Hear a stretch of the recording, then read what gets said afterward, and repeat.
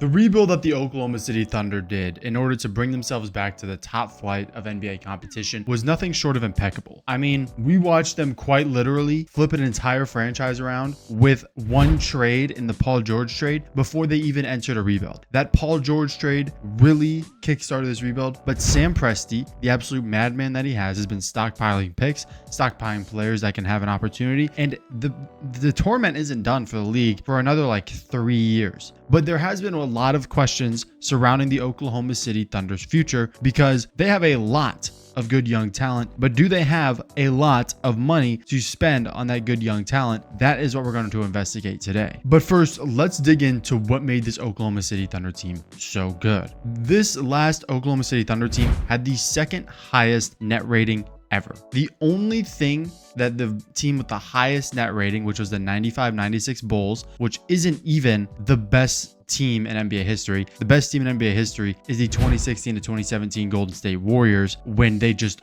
were unstoppable. They lost one game on their entire finals run. It was different. That was different. That is a different NBA team. The 95-96 Bulls is not the best team ever. But this Thunder team, compared to the 95-96 Bulls, only had a worse defensive rating. Everything else, the Oklahoma City Thunder did better than that Bulls team, which is hard to compare because when you start comparing eras, you get into a lot of what if talk and like, what if Michael Jordan had the spacing, or, you know, he played in the spacing today, would he average 40? I don't think so. But if we just look at the plain numbers, the Thunder are better in every category except for defensive rating. And this Thunder team was still one of the best defensive teams like I've ever personally watched. Now, was there a lot of fouling that didn't get called? And I want to make sure you guys hear me on this. Yes, there was a lot of fouling that didn't get called. The Oklahoma City Thunder were hacking at Pacers players constantly in the finals. Even in the Nuggets series, you saw it a lot. The problem is when you build up a reputation for playing tough, hard defense, you start getting more leeway in your calls because NBA refs know that they're reffing one of the best defensive teams in the NBA. So when they start getting physical, they just see it as, oh, that's just tough defense, deal with it. But when you have the Wizards doing the same thing, the Wizards don't have that reputation. So when the Wizards do it, they're going to get called more often for it just due to reputation alone. That's a major problem right now. But let's go ahead and talk about finals really quick, because we can say what we want about, does OKC deserve the ring? If Halliburton doesn't get hurt, do they win that game? In my opinion, I think that there's a high chance they still would have won that game, even if Halliburton did play the full game. But for now, I'm not going to get into that because no matter what we do, we cannot change the fact that the Oklahoma City Thunder are champions and Tyrese Halliburton tore his Achilles because he decided to play on a strained calf. You can call the ring easy, you can call it unfair, you can call it a fluke, you can call it an asterisk. I would agree, but we cannot change the fact that the Oklahoma City Thunder have this ring. There is nothing we can do about it. But first things first, let's go ahead and talk about bird rights. In the NBA, teams can exceed the salary cap to re-sign their own free agents using exceptions like bird rights and early bird rights. So early bird rights are re-signing a player that has played for them for 2 consecutive seasons or parts of 2 seasons, even if it means exceeding the salary cap. And bird rights, a team can re-sign a player who has played for them for 3 consecutive seasons, even if it means exceeding the salary cap. This is referred to also as the Larry Bird exception. So what this means is that the Oklahoma City Thunder could technically just keep re-signing their best players to max extension. Now, will they? That's a different story because it is a lot of money. And when you give out a contract to Chet Holmgren that I don't think that he deserves, Chet Holmgren's a fine player. He's a fine center, but he's not rookie max extension good. He's making $41 million in the 2026 to 2027 season. Chet Holmgren is not a $40 million level player. And now we look at their salary in the next season, 2027 to 2028. They have $150 million basically allocated to their big 3. That is too much. They're going to allegedly be a negative $149 million in cap space when this happens, because you still have the $11 million of Isaiah Joe, the $8 million of Aaron Wiggins, the $7 million of the other Jalen Williams, not J-Dub, which I really don't understand why he got so much money. When he's on the court, he's good, but he's not, you don't like that $7 million becomes valuable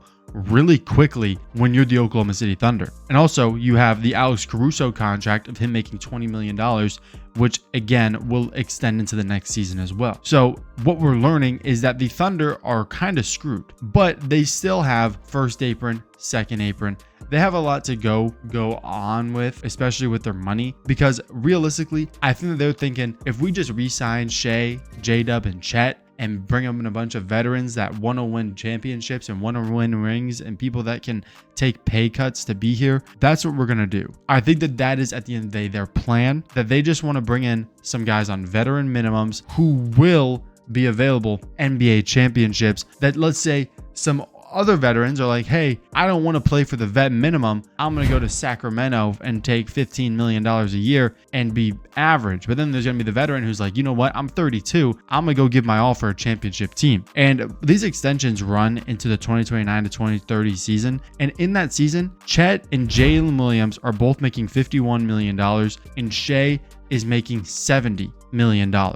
Now, this is insane. You have nearly $200 million in cap space going to 3 players. And this is what salary caps are going to start looking in the NBA. This is how it's going to start looking, because so many teams are going to be handing out extensions without really, in my opinion, looking towards the future. Like the Thunder, in my opinion, this Chet extension is awful. I don't think Chet should have gotten his extension. To be honest, I think you could have used Chet as a trade bait to get an actual superstar. I don't think Chet is a superstar. I think he's a good player, but he's not what he's made out to be. And we especially saw in the finals. I mean, he had a good game 7, but other than that, Chet Holmgren was stinking it up out there. And when we look at what makes an NBA team dominant, is Chet Holmgren really going to be one of the deciding factors in an NBA series? I don't think so. I think if anything, he was holding the Thunder back for a majority of this playoff run. Now, I think Hartenstein, if you keep Hartenstein around with Shai, J-Dub, and you go out and you make a trade for a forward or a shooting guard that can play off the ball next to Shai Gilgeous-Alexander, or if you go out there and you get a forward who can stretch the floor and play defense, I mean, there's so many options. You know, I genuinely think that if they went out and traded for Domantas Sabonis, that it would be a better fit than Chet Holmgren, and that Chet Holmgren would then not only flourish better in Sacramento, because let's be honest, they'd force feed him the ball so he'd look better, but Sabonis would also be able to turn his career around. I think if they went after a guy like Bam Adebayo to play power forward, that would be way better. Trade Chet to Miami. Him and Kel'el Ware can be the tallest center power forward duo in the league. They can continue, to run Chet Holmgren with another tall center like they're doing in Oklahoma City. There's just a lot right now that the Thunder could do with this Chet contract that I want to see them trade it. I want to see them trade Chet Holmgren, because I don't believe that he is as hyped up and as good as he's made out to be in the year 2029 to 2030. And I love looking ahead. Shai Gilgeous-Alexander is taking up 36% of your salary cap, while the other two, J-Dub and Chet Holmgren, are taking up 26%. That is like 70% of your cap space taken up. And there's nothing you can do about it. It's more than 70%. That'd be what? That's like an 88% or something. Like that is an insane number. You don't want that. Why would you ever want 3 players taking up that much cap space? This just screams to me that there will be a trade at some point, and I hope it's Chet Holmgren, because for the Thunder's sake, the other 2 players are just better than Chet Holmgren. But also, I think it could be Shai, because he's going to be the oldest. Maybe Chet Holmgren takes a leap.